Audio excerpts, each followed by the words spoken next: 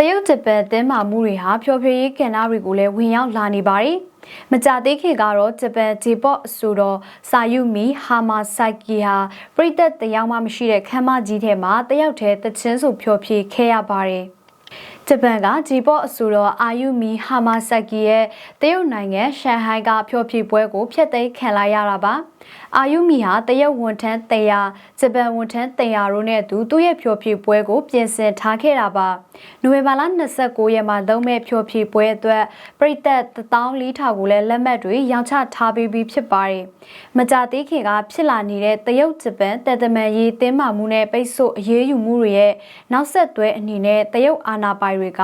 အာယူမီရဲ့ရှန်ဟိုင်းကဖျော်ဖြေပွဲကိုပွဲကျင်းပဖို့တရက်အလိုမှာပိတ်ပင်ခဲ့တာပါ။သူဟာဖျော်ဖြေပွဲတကယ်ကျင်းပရမယ့်နေ့မှာပြည်သက်တယောက်မှမရှိတဲ့ဇက်ရုပ်ကြီးထဲမှာတချင်းဆိုဖျော်ဖြေခဲ့ပါတယ်။အဲ့ဒီဖျော်ဖြေပွဲဓာတ်ပုံတွေကိုနောက်တရက်မှာသူက Instagram ကနေတင်ခဲ့ပါတယ်။သူရဲ့ပြည်သက်တွေကတော့ဖျော်ဖြေပွဲဗီဒီယိုကိုမကြာခင်မှာတင်လာမယ်လို့မျှော်လင့်နေကြပါတယ်။ပြည်သက်အများစုက Instagram ကအာယူမီရဲ့ post ကိုထောက်ခံအားပေးခဲ့ကြပါတယ်။